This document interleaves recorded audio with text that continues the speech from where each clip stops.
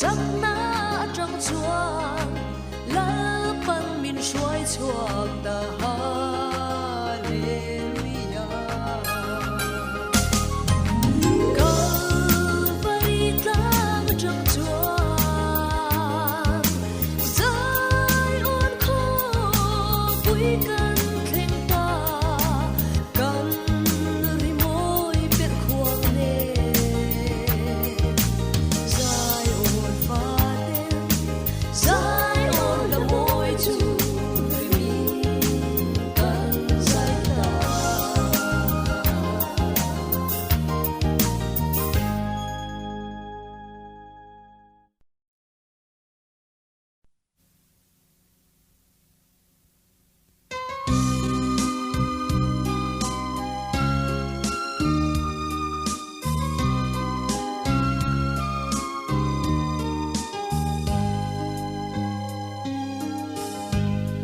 qua cả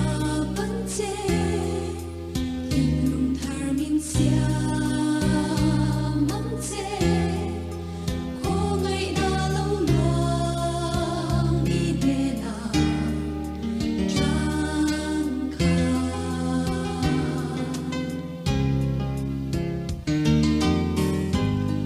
qua cả vấn chế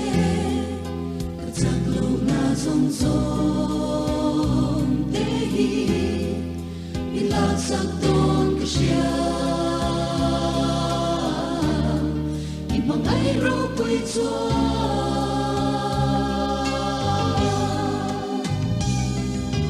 mình bỏ mình mà ngày in mình về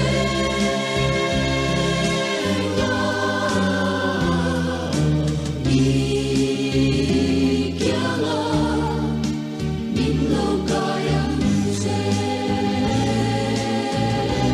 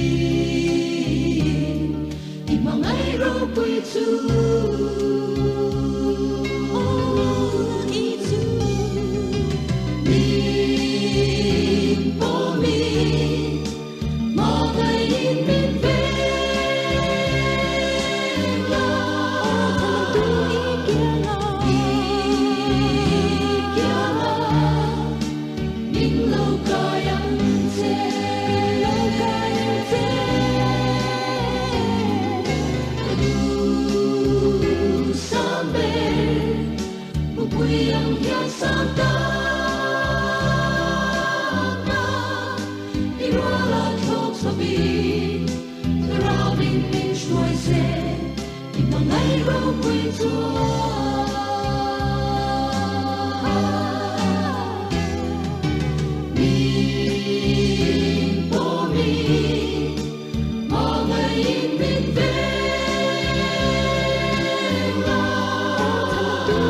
kênh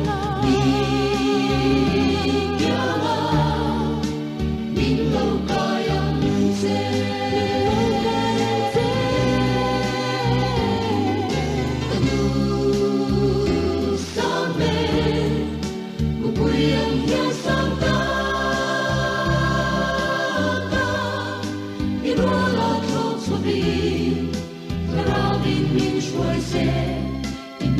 Gõ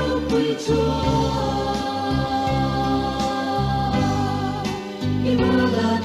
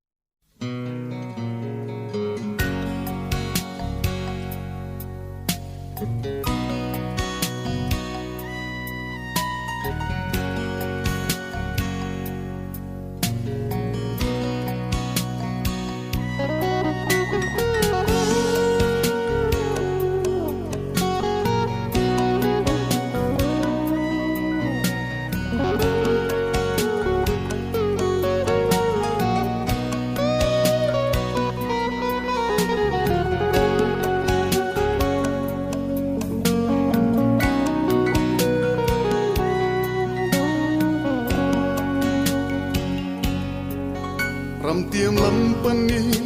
chak lo ta chung nge ni din ka kala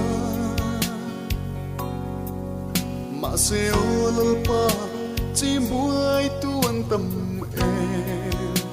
ka kal thiam lo se taman ni din min be nang ma kal bo som se chak lung der lai po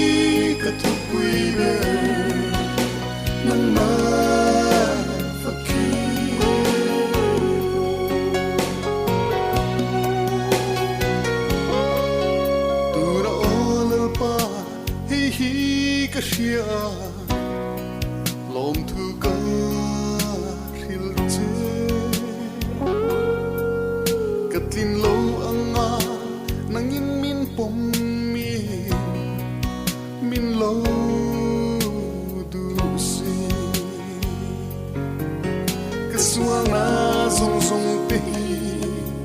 mi ten freng chin ma se alpa nang ero chuani i thui yêu si i ma nai na ka fa fo va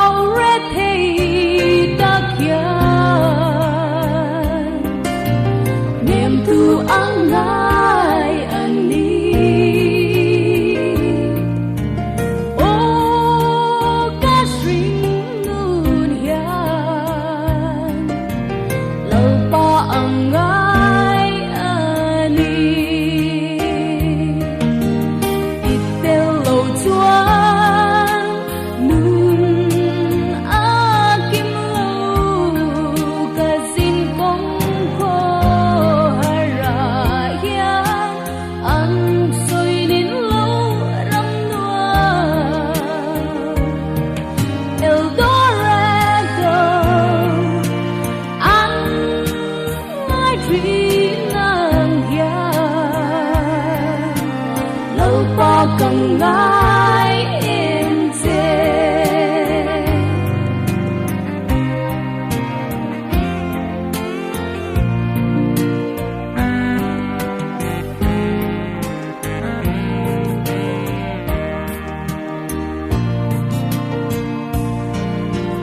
mà ngày tu đông lâu nun có hai em xóa lệ rét thấy tàn hiền ô lâu em ngắm chê càng nun khô hai ra yan ít tiêu lâu chúa nun a kim lâu cả xin công khô hai ra yan ăn xuôi đến lâu rắm nuông Eldorado ăn ngay khi nàng ya lâu ba cần ngài em dê ít tiêu lâu chúa nun a kim lâu cả xin công khô hai ra yan ăn xuôi đến lâu rắm nuông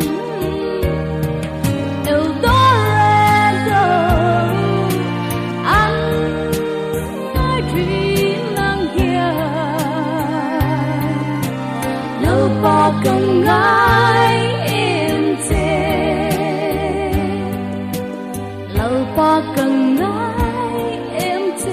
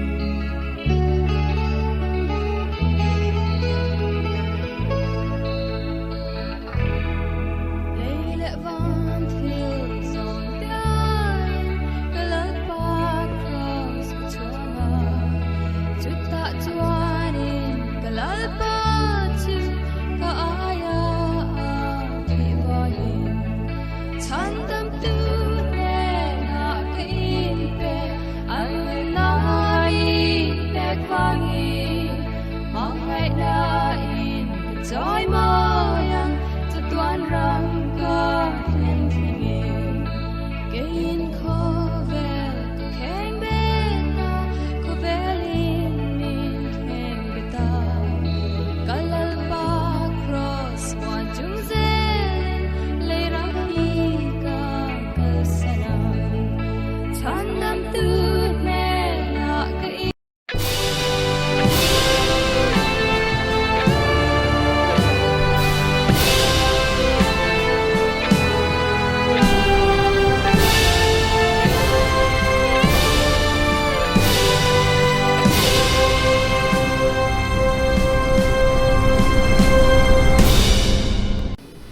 kanin khom kan tan nan pathian tu thiang lim bilo ngai thlang u sam za samli pakwana lalpa chu fak ro u lalpa choi moin la thar sa ula mi thiang lim te in khom na chuan a fak na hla sa ro u chuan mika bungruk chang riat thui o mi shing tha cho en tir to che ani lalpa na phu che chu enge ni dikta ka ti le khongoi na ngai nat le I pathian ne na thu noi rol ta ka len dun ani lovem ni pathian na thu thiang lim kan ti ri te ngal som ro se amen ole tu na lo tong trai u olpa kan pathian min hmangai tu voin I chon ni thiang le ma te lalpa ke ni PMCF member te nangma bele thea lalpa kan no na chaklo tak te min zo sa pawangin ine na lom tho karon soya lalpa kan in khom te abula tangin atop thlengin lalpa I kudro pu akron kol tira nangin lalpa I tharau thiang le min mitin te min lo khadla voin he huna hian athara nangma pol lalpa nangma ne na hun te lalpa kan nei za theu the na turin nangin lalpa mi ron ompuyang che chu chu Iswa Krista min kron di le amen ole tu na chuan thupuan tur tul kan secretary ne na train ni lo ngai thlang u voin mei ni ni sang ni sam ni pakhat PMCF online khomalo tel song song te tole kanali Iswa Krista mingin chibai ka buk cheni voina khom hon tak mai kan nei le lom oma kanin khom program hetiang hi nei suai tu hi nula lom sang kimi an executive committee member ani trong trai rol hun kan manga voinia pathian tu cha min sek tu tur hi reverend vanal bela ani voinia kan somna ngai poimuin reverend vanal belan hun miron man sak te tu ri lomum le maya ani hi in mel khret tirna nei chuan le ngai om lo ve kan trevinarin oma maro chu chan chit le ma zong kan an par lang ve sim manga lungdai khwa apiang ani kumnga mi ani in keifang an pema chuta chuan seiliana school hi keifang le sai to la te kalani jena sang zo lam Sinod Mission Board in GTH zir turin Aizawl Theological College ATC an tirluta kum khata zir zo chuan BTH qualifying exam mature candidates ta na buat sai chu examin ainziak tlingta ani pro pastor ani lai kum sang khajakwa samkwa pakhat kuma BD externalin zir zo vele bokane kum sang khajakwa samriat pariata pro pastor ta na lak ani sang khajakwa samkwa pakhata pastor ta na nen ani le khaziadan chanchin hi nam taka soithama oma chalam chu kan soithui lawanga aman tulati le ron sai zomsela thange Sinod noya hian Mission Board Committee ate Executive Committee Theological Education Board le committee poimo tak taka lo tel to thina bia sai lama po atho lok le ne tin Mizoram chunga bia lavon mai baka rampon mission field ranga thanem nga takin rong alo boy kwal to thin ani saka chukwa samret pania si vanal feli nein fa pali me cheptum le mi papakhat anaya tuna hian napui fana tenen ma ina cheng me kane voina tsaina hun miron man sak the kan lom tak zet cholima salam report nong atlak chun zomila cholima sa kha April ni somni panga sang ni somni le pakhat ani kong report hetiang he ni tholom hetiang hen lo luta general account ram thar ipatangin cheng sang thum twal chung cheng sang ni in khom tholom atangin cheng sang khat sakwa bu fa thama cheng sang khat le zani general account belkhom sang ret za ani building account cheng sang ruk ipatrain lo luta ten camping ipatangin cheng sang ni lo lut poka chuan cholima sa tholom tling khom zong so hi cheng sing khat sang ruk le za ania ipi pakhat alo lut ane in khom zong mi samret le pakhat kan ne cholni le in khom program kan puan chun zamanga cholni le hi mei nisari sang ni samni le pakhat lo ni tonga guest speaker kan nei le theido na online in khom anianga dan ni le chan ve PMCF Media and Publicity Channel anianga roi tu tlangwal Henry chingkhuma pathian tu cha min thil tu ri pu Andrew lalma chuana logos team speaker ani don ani kalame ole tu na chuan tong trai rwal na kan lo nei le anga chan tong trai rwal na thupui hi screen a hian karon tilang le hemi mang hian kan tong try rualanga chuanin mani na remchan angin pathian hian in lan tharnak te kan nei le thawanga chuanin atop na chu helama train karon nei le don ne I lo tong try rualang u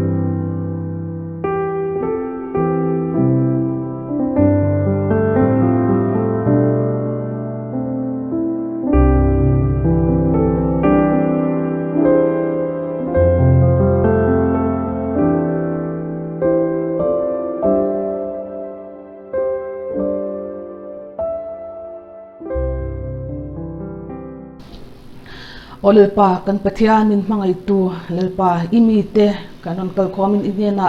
kan mamole du te kanon thlen thina lalpa khang kanon thlen tak te kha nangin isia lalpa khungai takin an mamo na zon thwa lalpa kan tong trai na te rim tu ya min lo pom sakalalpa min lo ngai thak sak tu kanon deal ani chuan lalpa abi takin tun line lalpa covid-19 na wangin mitam takin lalpa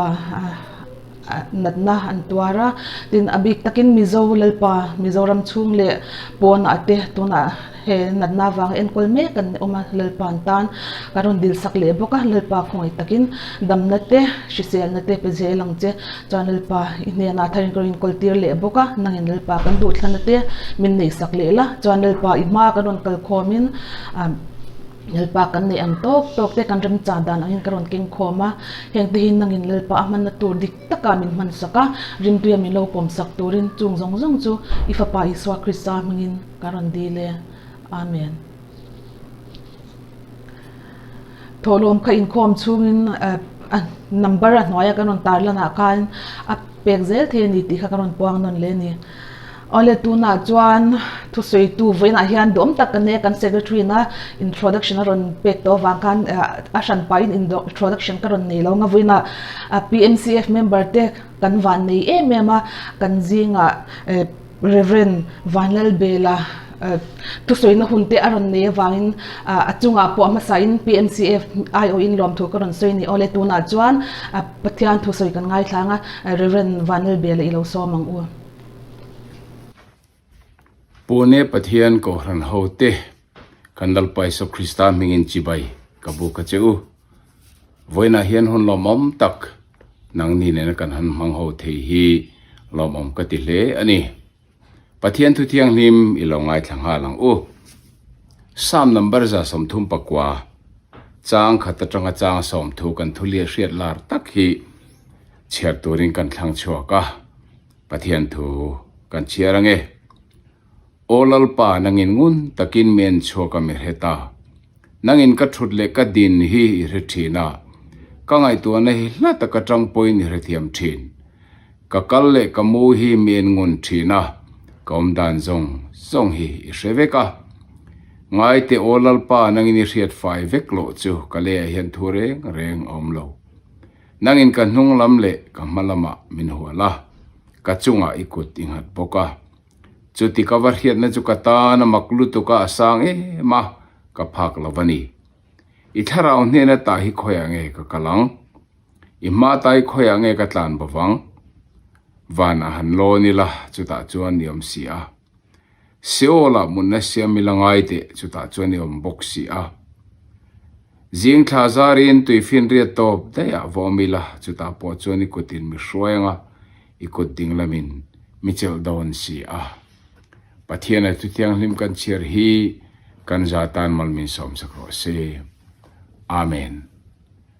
voina kan pathian thungai to hota na kan thlan chua chu tu na kan bible thu han chiar to chan khan lalpan chiang takin min ria ti hi kan thang ani a hemi tam tak chuan pathian kan hriat dan hi amak ang reng khop maya pathian ne na kan inkar te hi zau tak mi te aya inkar ai poa zau bik pathian la kal habik tin soi taila adik ome chutiang anga in ngai te ni kanom thin ani tin pathian du lo zong han ti deu emo pathian du zong han ti lo deu emo kan hanin ngai chang te pe hi chuan pathian chukan la ka tanga hlat taka om biak phak manglo pathian ang hel te point kan ngai to thina han pol phak lo pathian ang hel te point mi then khachan kan ngai to thin ani mi te an hlime ema an lo me ema an lama pathian an fakan choi moi kan han mu te hian ki mani chunga he thleng ve theilawang a ti hel khapa midang aya pathian la ka hlabik midang aya pathian la ka hlataka om bik anga in ngai Christian khortam tak om the ni ti hi chiang takin ka hia a hetiang hona hi chuan han tong trai ve te po hi pathian hen min chang lowang a ti rum chang te po om thina trong traya thu han chiar ve te po tui lo roi khopa ma ni hlabi kai ngai chang te om thin ani tin chu mai ne levin thil han ti sual pal chang te phei hi chuanin pathian du lo zong ti hanin thiat chan phei hi chuan pathian chu ke niang tan chon awa han au ei phak to hau lo khopa hla le pathian ne na kanin kar hi chu hlat tak ni to mai ria khohar ngoi beidong te po Christian tam tak zinga hian om thei ni in a hiat ani amaro chu pathian thu ngun tak kan han chiar kan han en hian chung khatinga kan han ngai to na zong te kha Bible thukal pathian thukal alo nir maiti Bible a hian kan mu chuak thei ani hei tir ko thil ti bung som pasari te hi kan han chiar chuan chiang tak mai pathian thuina min thil chu nima sela ani chuan min hlat lo theu sia ama wangin kan nung kan che kan om ani sia alo ti dai maya chu te ni chuan kan ngai to na nge dik zo kang pathian thu ti khan bu ngal taila chiang takalo lang chu pathian thu hi ke ni ngai to na tai chon adik zo ka lele van tu kin en thlawani chu wangin pathian hian hlat bi ke mo nai bi ke mo tu ma ane lawa kan za vai hian pathian hen min hlat lo theu ani ti hi pathian thu soi dan chu alo ni a tin he tiang ngai to na kan mang hi kan thiam lo bi khau lo mi te point an lo hri thiam lo ve 14 trum khachu lali suan rong bol lai khan na thanela I suan he na local donin lali so khana muwa achan chin lo soi lo mol maya ente u Israel mi tak ngam thena reng ne lo so tin achan chin kha alo soi mol maya chu me lo soi chu na thanela na he phak sia ti chuan ril ro ha tak main om ta eng tinge moka chan chin lo hriat chu atia awazo taroya eng tin nge mi hriat tin awazota mak ti takin awazota chutala li so na chan na chongo amoi ngot mai Philippan ako ma che thei pui bulai om lai khan ka mu che sin chu na thanela chonanin mu voi khat na mai ni tu ranga ile a hian nga reng lo ne ngai lai khan lali so chon ko ani ma khan thei pui bulom lai te khan alo moina lo reflect to ani chu ke ni apo hian adik ta ema kan han lima kan han tui deu kan han phur deu chon pathian hen min ron nai ta ni in kan fria a pathian ne kan in nai ta zual ni te hen kan ne chachina chu ke ma ni lam khian dan ni ma se Bible chan pathian hen min hlat lo tre ani ti hi asoyani voi khat po juda hote ne nin hiala Abraham chung chang ani hial ani bera Abraham kha kan tha tu ani chu tiang kha tiang tin Isuama ama soinep na turin na sa takin lali so kha an soi sela ma se lali so khan an soi ve tak chu in tha tu Abraham ka kani mutur ni awangin ahlim em thin tin a munge ya alom lea anti da thut maya an the thiam lo na san chu an ma ni jinga tu na lo om ve mai angan ngai wang kha ani chu ta an zo na chu nang kum som li po lo ting lo chi Abraham ai men ti ha ma se lali son ti tak mevin ka hila chu Abraham ma point kom ati da dai ani tu na po hian ke ni chuan pathian la ka tanga hla tak emo pathian in kanom dan te re phak lo emo min ngai sak tur kho po min nei lo emo kanin riat lai hian ani chu kan hne na hian oma min nai ran kanom dan zong te hi alo heve kani ti Bible in asoini he tu hian karil ru a khoin min ti hlim em thin ani Bible a hian mun danga po soitur tam tak i oma samza somthum pakwa kan chia tak zo chang so par kwa khanin hetiang henen zia ka ale khabua chuan kata kan tak sa peng te zong hi ziak vek ani ti min hil ani chotini chuan siama kanom ma kan tak sa peng siama lo ma tang khan pathian chona lo hreveka tuna kan kut ke kan ru rel zong te hi kenin heti hian lo ong mai mo kan ti lai hian he Bible thu he dik chon ale khabua chon chin chia vek ziak vek alo ni zo ani chowangin pathian hian keinin kan ngai tu dan ai hian min lo he chiang zo kan ti hi Bible a chiang takin kan mu ani tin mundang apo chiang tak kan mu chu samja samthu puwa chang tu ma khan kan han chiara ani chuan kanom dan zong te a reveka a hiat fai vek lo chu ke mani hen eng ma hi om lawani ti Bible in minril ani lali so ngai po in chung ai chiang ma chon asoya hemi chanchin tha chon na jiak bung ni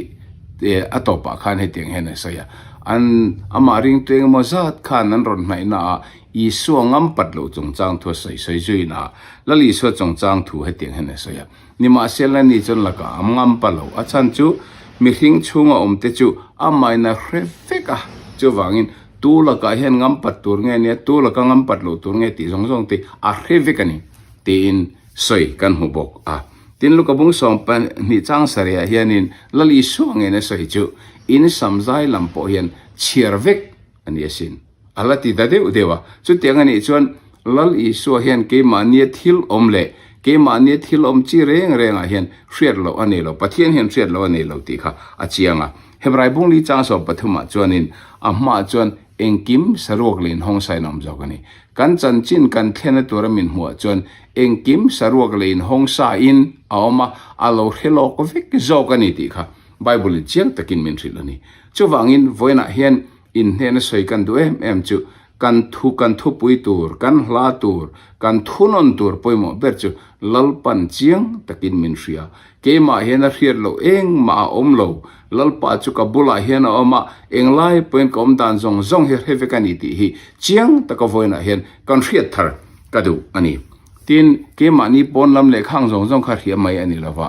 kan sual te po hi a heveka pathian ma hian sual te hi jep the mate kan han te chang hi chon kan sual te aru ko me mate hi kan han tia ma se heng te pe hevekani samsom kwa chang ria ta chon tiang hen lo in jeka kan kholo ne te chi mai da kan sual je bruk te chu imelenga choni da ta kan kholo na te chu ama khana ma kan sual je bruk zong zong te chu a mel enga hian alo om vek mai chu alonia chu van aru ka kan ti ne kan riat te tu man he to lo se la kan du mani ngei point theng hi la kan du hial te poni ange tu man he chan chin ka thil ti he to lo se kan ti zong zong te poi pathian ma chon ti hian mu mai thei turin a mel enga hian om vek ani chu tiang khop chan pathian hian min he chiang emani ti Bible a hian chiang takin e kan mu ani amaro chu hemi kan soya soijui du kan ne chu heti taka lalpan min han he chiang ani si chon kan tan hian avanuam lo em avalhom em inti mai thei ma se chu tak chu soijui kan du na ni a Bible in chiang taka soi chu tu ma mi fel tak renga nam lo pakhat te ma anom lo tin min thila tin kan ke mania hian fel lo na tam tak clean lo na tam tak chat lo na tam tak du thu sam lo tam tak aum ti te hi a reveka chong te cha chiang ta de dewani chu ma se chumia wangchon kan lungai torem mi chumia wangchon voina hian pathian ma lo langam loin kan kim ki torem mi nilove chung kan sual zebruk te kan sual kan zeb lo te kan lo ti to zong zong te a hiat vik awang zok hian chumi kan sual na laka tangamin chandam tur chon pathianin afa paiso Krista hi khovela hen aron tir ani zoka lali so nge na sai ngai no em mathai bung ko chang som pathuma asai chu mi fel taktelam tur local kanilawa misual te zok lama sim tir tur local kan yasin alo ti dai mai chu wangin ke mani thatna lai a I suwa emo pathian emo ma lo lana kan sual zebru kan tum te hello trol lo kan sual kan bol lo kan tlin lo na zong zong hretu hian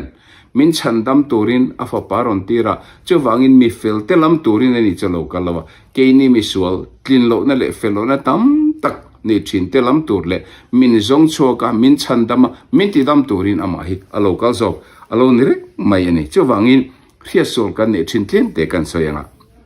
sual ni en ria da wanga I sual la ka tile ama pan ngam lo thin te hian riat sual chiang tak an nei ani a chan chu ni chen kan soyang khan I suwa hi mi fel te chandam tu an tingai lo mi sual te chandam tu an ti zok ani chu wangin I fel na ne ni suwa ne local thei ini lo wangin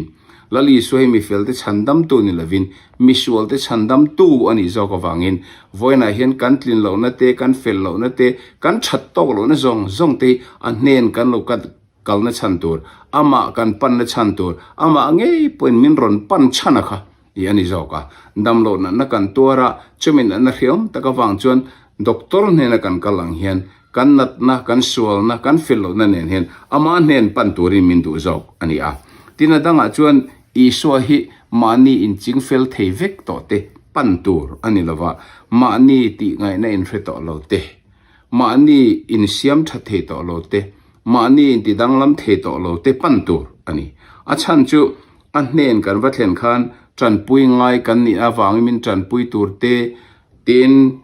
ti thiang hlim ngai kan ni awang min ti thiang hlim tur te siam that ngai kan ni awang min siam that tur tin an nen hi kan pan ani zok chu wangin eng ma ke mani lama hian a chin fel masakemo a chin fel turom zong zong chin fel khangai lawa kan sualna ne na ma kan pan mai kha lali so min ko dan pathian na min be se dan ani a in ti thiang nim fam ki min vakal theini taila min chandam turin iswa kan mo big nang chu wang chuan iswa hi sual kalsan vik thei to te pan turan ni lawa sual ngai dam ngai te sual silfai ngai tin kan pan tur ani zok chu wangin isual na zong te ka sual na zong te tu na mai ne levin iti to mai ne levin nakin hona po hian alo revek don a chin chia vek don a mu vek don chu mi isual na tak a churon ti dama ron ti thiang ni ma ron tlen fa ya ama ne nen pol thei tura hlat tak om nen frian na la ka tanga ron ti na ya nang ma ne nen pol na nu ne kha ama chon adu zo ani tin adang le chon magdik mai pakhat chu he rong bol tu te po kan in sit fo thina in sit om reng I kan ni na lai oma kan in sit na chan bul pui ber cha kan fam kim lo na ni kan fel tok lo na te kan that tok lo na te kan in pek tok lo na te ani a ani chu tiang ni reng si rong bol turin pathian hen nga tinga min ko min hai pale min in nang khang zong te he chung khan a rong bol tur hen lal pan min ko zo alo ni re maya chung te tak chu pathian ro pui na ani a hi mange po hen ka ti fo thina ke ma hi in chhor tur ni taila pathia rong bol tu tur pathian ni ke ma hi in chhor don taila ka ye yo mom mange ka ti ma se voin thlenga pathian ina ye lova min kova ye lova min thlanga ye lova min po rong bol na min pek na chan bol pui berchu kan chaklo na te ria min tran pui the wangani kan fello na te ria min chom dol adu wangani tin kan tlin lo na te ria kan phak to community tlin atuma wangin mitling lo mi chaklo mi fil tok lo te hi arong bol turin lalpa hian min lo ko zoki alonia chu wangin kan fam kim lo le kan chaklo na te hian lalpa min autira lalpa min nai tira lalpa min tran pui tu chu ki ma ne hian alo lan tam pha alo chet na sat pha zok alonia tir ko pola pechan ka chaklo piang hiani ka chak thin ni alo ti na chan po hi lalpa chet na mun khalo zawa kan chaklo na khan lalpa chimin ti chaktura chet na mun khalo zaw thin ani chu wangin rong bol tu in sitam tak tin ril ru hiom takarong kan bol thin te hi a voina hen sim atula lalpan ka chaklo na te ria ma serong bol turamin ko wangin lom thu ka soini ka fello na le ka tin lo na te ria ni ma sila heti chung hian min ti tling thei tu min tran pui thei tu lalpa hian min ko vakalo mani tia pathian hen a hen lom thu soya halim taka voina hen lalpa rong bol tura kanin pe khi atul tak zet ani ti hi voina hen soi kan du chu e ani a tin adang le chuan pathian hen kan mamo te hi a reve kani ama kho mai kan mamo zong te hi a reve ka heng te hi avan ro pui em tero then kha chuan pathian hianin min reve tak lawang a te hi e kan han ti thina ma se pathian hen kan mamo zong te a reve ka khovela local lai khan lali son chiang taka asoi chu khovela nangin ti tur mi pe kha ka ti zo khovela ka choi moi to che ni ti in apa ne na khane soya ati tur zong chu ti zo vek to tu na hian ama ne na kanin nai kanin pol thena tur kong lo om ta ero chu jerime bung som thum pathum chang thuma te kan hong kan mi aw la ka chang che ithin lung zong mi zon hona chan mi muang ti te bible a hian lo om reng mai ni ti chon tu na hian pathian chumin nai renga min tran pui tu ren pe renga min tran pui tu nai reng ani amang an la tran pui war tu nai reng ania chu wangin kan thin lungina ama kan mamo na le ama kan be she na kan ti lan hun hi lalpa chon anga kani enga nge nga kher kan chaklor he min pui me meng iti mai the ma se chu tiang in lalpan min siam lo eden huana po du thang the siam awanga du thlanna diklo awanga solat lo kan ni to tuna po hian keima du thu nge kamang an na te ka hriom na te ka lungai na te tran pui ka ngai na te hi lalpa min pui ro te thin lu taka ka au hi lalpa chon alongai thadua min chana du chu wangin min han au te reng ka chang chenge chang lo che ati luk ani seremi hen min au la ka chang che ati chu wangin tu na po then khat chu dam lo nei min ti boy mai the tun la hileng rap thak te po hian I thin lunga thong in ti boy le mai the ya mangang takin tu na na khumai amani mai the ma selal pa chan min han au chin te ti in imang an na zong ka nang ma chok turin nang ma chan pui turin en pe lali suang ei pone soya nang ni thogrim le phurit phur zong teu kan hne na lo ka lo la ke man ka chok ti rang chu tin min lo aw lom ania tin peter le khatona kan mo chan kan mu pakhat mo em mai chu anin angai sak thin cheu wangin in mang an na zong a ma chunga ngat vikro tin min ril hial ani chu wangin pathian hi nai ani tran pui war tu nai ring ani chiang takina ma hian min rian ni ti hi kan mang an lai berle kan lungai lai ber tran pui kan ngai lai ber po hian re chokila chumi hona tak chuan lalpa chu avila min tran pui turin somila ama chu kovila min ti thon lawang la siam tu ne soi moi ka ti em mai thin chu athu tiam len zel fo wakhanin min tiam thon don lo ti ka ria thu tiam tu hi rin oma min tiam thon don lo min aw la ka chang che ti tu hian athu soi he thei do re reng lo chu wangin lalpan min reveka tuna hian audu lavin pathian audu lo mala imang anna zong te chu lalpan ron revek irin na kut phar che khalal pa chana nga ka chuti huna chon nangma lo dong tur te nangma lo man tur te nangma lo be sei tur te in lalpa che in ring renga tan pui mar var tu nai renga ni ti hi voina hen ka sai du ani tin adang poi mo em mai sai du kan nei chu hetianga kanom dan zong te revek kan hanti pia lama hian kan ngai tu na zong te po hi lalpa hian reveka sam number za som thum pakwa chang ni ami hi han soi kan du deu a tiang hen en sia ka nangin ka thut le ka din hi re thina ka ngai tu ani hlat ta ka tang poi ni re thiam thin he hen min ti lom em thina kan ngai tu ana hete kan ngai tu na zong te po hi chan thei ani chon lalpa hian chana du ani a chan po min chang na sa ani ka sai fo thina ro ko polo thu sahi kan dil le kan be se ai na sa zo ka kong tin re ngamin tho sak thei tu ti te atak tak ka zuk nia khalai muna khaning ting ne mon chon ilo mang ti ngai to ngaim khatiang din muna khani dingang ti ngai to ngaim heng zong ti lalpan kan dil le kan be se ai na sa zo ka kong tin re ngamin tho sak na alo ni reng zok mai alo nia cho vain kan thin lungo kan ngai to na zong ti poi lalpa chon riani raipura samsari pakukum khan chu na chhattisgarh khopo yan pathian thu ka jira harsana na satakato ve a mangang takin jan khat chu bek ina tong trai tlaiwar turin kaluta soitur po ka hello hle ani chuta kawalu chan bulpui ber chu thutiam turin kalut a chumi thu ka tiam po lalpa hena dil tur ni lavin kamamo ti tlem tura lungoi turin ani chuta kain tiam chu kong tam ta kong maka sai vek lawanga chu jinga poi mo em chu mamo em ne ken tre toothpaste ka nei lo te chu me hol ka mang to za khong lalpa le na ka nei si lo ti tura ni kalu ni le kha thon jiak nu le pa te le kha thon jiak ka chak em ti chu lalpa le kha thon jiak ki ka chak to lawang ticket le na ka nei si lawa in he na ka tong trai an nian lo tong trai ve bok chu le kha thona ka ngai nge ti te soi turin kalut ani chu tiang chon thil tam tak ka te chung jinga po chon ka hiam na le ka har sana bul pui ber chu mani ka en khongai na hinin ka ria chu vain pathian he na po tu na tang hi chon mani in khongai to lo turin in he na ka en tia mangi te ka tia chu tiang chon thil tam tak ka tia ma jing kholo war chon ka jang hok mai ni ka mo ne ka riat ka o thin de kha ka ot to lo aw mang khan lung oi ka tum to ani amaro chu mi jana ka mi thalang chiang em ka theng hil thei to lo chu thil pakhat ani chu lung lekha kan ti sle thi ani lekha puan kan ei tamlo awangin tong zir chopin pathian tho ka zira vai to ka zir angaya hindi ka zir angaya ka le kha pon ni na dai thei si lawa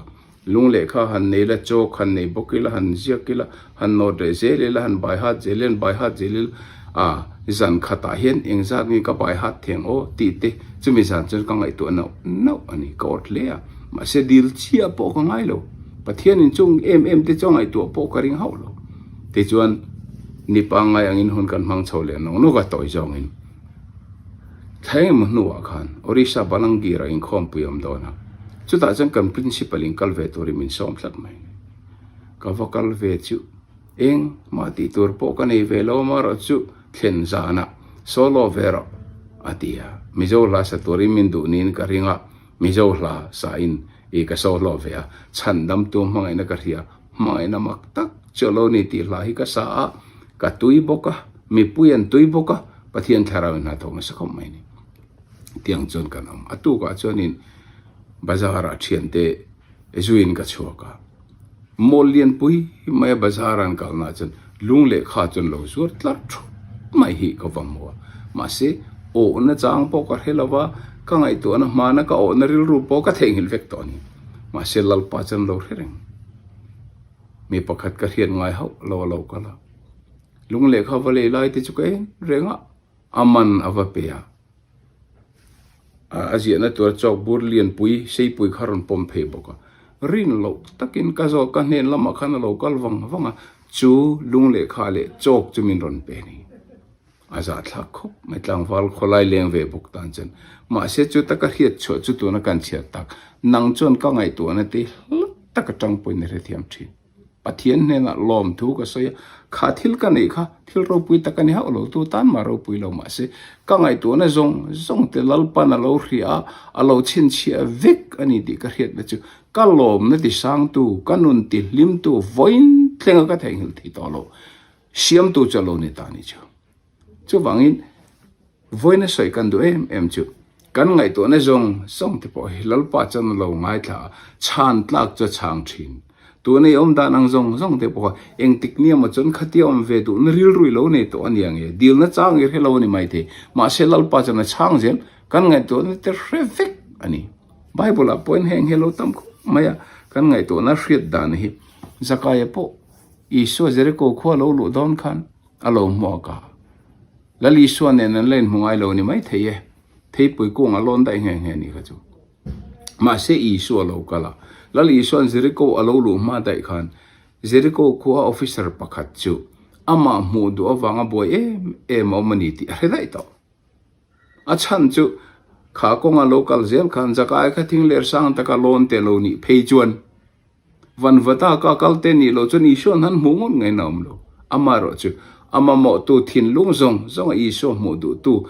om na thei pui kong bol lo then khan lal i so kal tlang zo lo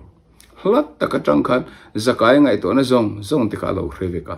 hemini hen zakai chalo piang thar lali son voina he na hen chan dam na lo theng ta ti na chanaka zakai thin lung le ngai to na zong he tu lal pa nen anin to tak wang chi ani kha poi mo em mai ani a me che thi put point lali so zui ru a aril rute te chon apon mor cha po de kila ti damin kom meng ati ril ru ati bible le so ye asoi chong am lo kha me che thi put bol lo takka juda pa ho jing asoi lan ngam chi je zang ani lo minan ten lu tu kani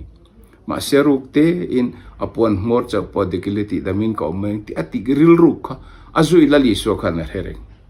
nakina chuan atum ang taka ni china kasang arin na kut phar chuan lali so pon mor cho han dik ta lali so akal tlang so lo adinga a hoi vel tunge mi dekha jirtir hoten lalpa minan ne khoi huai cheng ting nge tunge mi dek ti zo chi poni do ne mian ti tu emoin mi dekani chu apon mor leng ade khange poi mo so ka ngai to na kha apoi mo veve tero eng poni se soi kan tum chu ani chon hlata ka tang point kan ngai to na te ama kan be she na te ama kan du na te kan ngai na te hi alo chin chi a renga ama nen kan thlena kan rin na kut phar an mu hona hian lalpa chu a chelo thei thin lo zoki alo ni a cross lera an ken be po kha lali suan ne na tong trai na te kha a chaw ve khom mai isui ram ho I thlen hun amin herengang che sul ngai dam na po dil ngam lo ni ma sela li so na dil ria enge dil chu voina kan ne na paradise ai chol veng aro pui te ro chu wangin ingai tu na zong zong te ka ngai tu na zong zong te poi lalpan chiang takin a hevek ani chu wang chuan tu na imamo te tu na idu te tin tharau lam le tak salama po lali soi mamo na zong zong te ka pathian ma lalpan thian lo pakhat ma ani mi ano yau huna chang che idil huna apiang che ikik huna ahon sakang che chu wangin lalpan chiang takin min ria kan pon lamom dan te heng mai hen ni lo kan chungri lam kan ngai to na zong zong te kan hliam kan na te kan hreom na zong zong te lalpan na revek ani chu wangin voina he kanin khoma ka thu cha poimo berchu lalpan min ria ti hi I honang u lalpan chiang takin min ria ke ma hena hiat lo reng om lo wani ti hi hreila pathian hi kan la ka tanga hla ta ka om lova englai po kan biak the kan pol the kan pom the kan dil the kan au thein an nai reng ani ti hrein thamuang takin omang u tun lai thi pui leng kara hreom takin kanom the mai heng huna te le hian lalpa chuan eng ting nge ama hi kan ti don ti helonga chang ringang ti hriang u lalpa ne nei tong trai ang u lalpa ya wang u kan mang an thin lung chung ril te pathian ne na yaw chopu yang u pathian zong in le ma chang ve don lova thin lung taka ama ngaya ama ringa ama be she au tu chu lalpa he na chang nge don ani ti pathian thu chiang takin kan huani chuwangin voina hian rombol puidu takteu lalpan ria che lalpan min ria lalpan chiang takin min ria kan mamo zong zong hi anena omani ti ria in hein khom limom taka hian he pathian bia khona limom taka hian lalpan chiang takin min ria tin kanin khomi itinang u pathian ne thu tiang limal mi som sakro se amen thu cha thatak vena kan ngai thak the wangin kan thu soi tu chunga lom thu kan se ole tu na chang kan in khom te kan lo ti top don to nga lalpan tong trai dan min zirtir angin kan tong trai ro langa chan kan hun te kan ti top don na I lo tong trai ro lang u kan pa van na mi I ming za om ro se I ram lo thleng ro se I du zong vana an tiangin lemin ti ro se ni tin kan e khopin chomin peang che kan chunga thil ti swal tu te kan ngai dam angin nang point kan thil ti swal ngai dam ang che swal tu ra thlem na min shoi lut suang che mi swal la ka chuan min chadam jok ng che ram te thil ti theina te ro point te chatwa nei tan si a amen